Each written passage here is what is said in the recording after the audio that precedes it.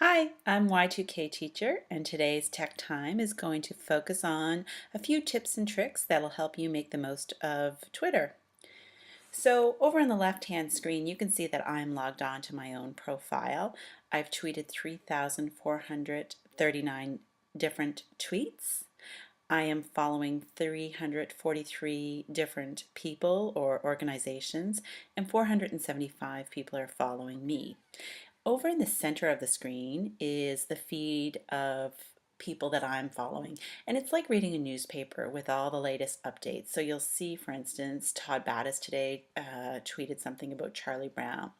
And so it just reads like a newspaper, and I can go through and follow all of the things that have come up, or that the people I'm following have tweeted over the last number of days. So it could go back quite a far away. One of the things to remember when using Twitter is that people can tweet links, they can tweet 140 character comments, and they can also tweet pictures. So oftentimes when I tweet, I'll tweet a combination of characters and pictures, but I'll often tweet links too so that people can follow my link to another website, or perhaps a video, or perhaps another website. So Twitter is a little different than let's say Facebook, for instance, in that most times people are tweeting their status updates, telling others what they're doing.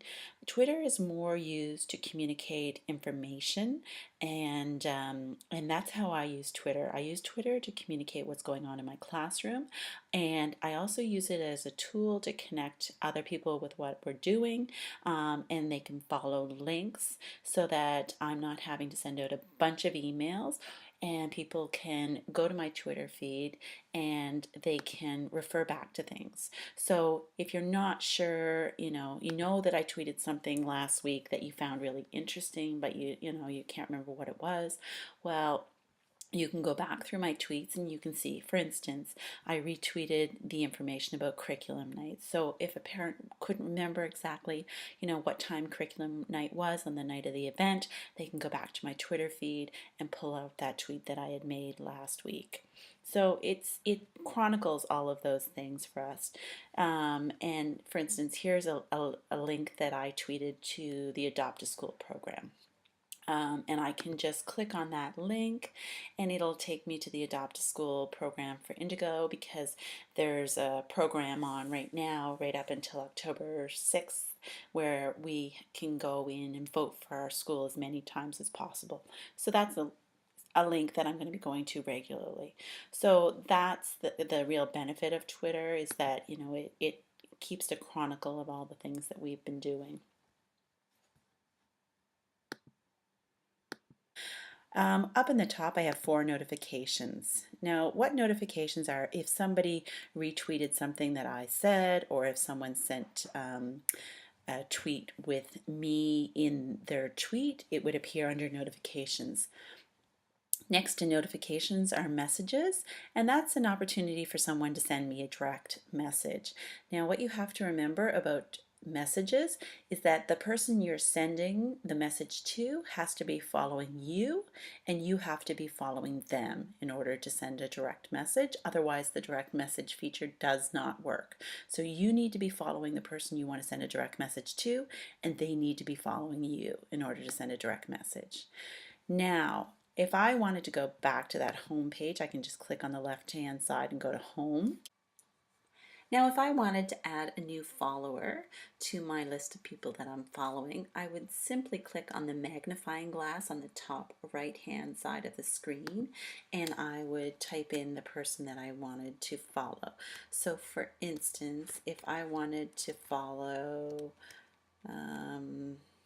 here's I'm just going to use my son as an example. If I wanted to follow Wonder Row, I would simply click on that person and then click the follow button on the right hand side, and I would now be following him. So now when I go back to my home page and he tweets something new, it would show up there, and I can look and see who I'm following, and he would be listed as one of the people I'm following. So it's as simple as that. When you want to follow someone, you click on the magnifying glass on the top right hand side of your screen, and then you would simply type in whatever their hashtag is. For instance, if I wanted to follow the BSS Home and School Association, I would type in the hashtag at BSSHSA, and then I would click on the follow them button. Now, if it's someone that you're already following, it'll show up as following. I can also unfollow someone, and I've had occasion to do this before. If I've started following someone and then I realize once I'm following them that their tweets are inappropriate or something that I'm not interested in, then I can simply click on unfollow.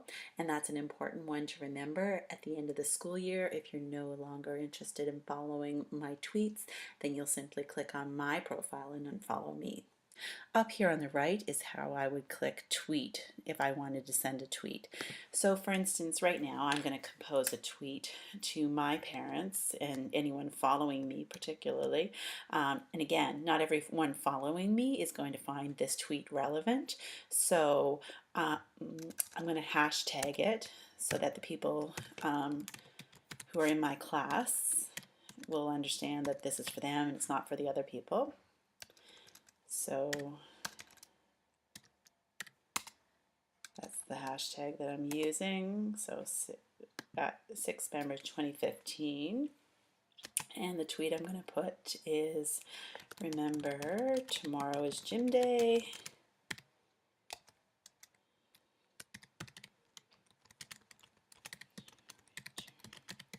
So I'm saying, remember tomorrow is phys ed, and to return your yellow student information sheets with any updated information. Okay, so I'm going to tweet that. And that is now makes 3,440 tweets who I'm following. So these are all the people that I'm following. For instance, this is my son's math teacher. And I can click on her page and see what they were doing in math on this 23rd, so that would have been Thursday. Reinforcing what we've learned about probability in Math 10 pre-IB with M&Ms. M&M math is marvelous and delicious. So that's a neat way for me to keep track of what my student is doing as well. And that's how you will find out what's going on in your child's classroom as well. You can simply go to the people that you're following, and I should be followed. And in order to follow me, you're going to put in this search bar up at the top right hand part of the screen, you're going to put my hashtag or my Twitter handle, sorry, and it's at Y2kTeacher HRSB. And then you would follow me after you click that, and then I would appear in your news feed from there on. So that's the way that you can follow me, and you can just stay in touch with what we're doing in 6 Bembridge. There is one other way that you can stay in touch if you don't have a Twitter account. You can simply go to my website, which is hrsbstaff.ednet.ns.ca/TELEC-S, and that will take you to my website. And if you're not interested in having a Twitter account, sorry, this is taking you, you don't want to maintain my website unless there's a parent out there who would like to help with that. So there's my website, and you'll see the tweet that I just tweeted, 6 Bembridge 2015, remember tomorrow is phys ed, and to return your yellow student information sheets to school with any updated information. That appears right on the right hand side of my website.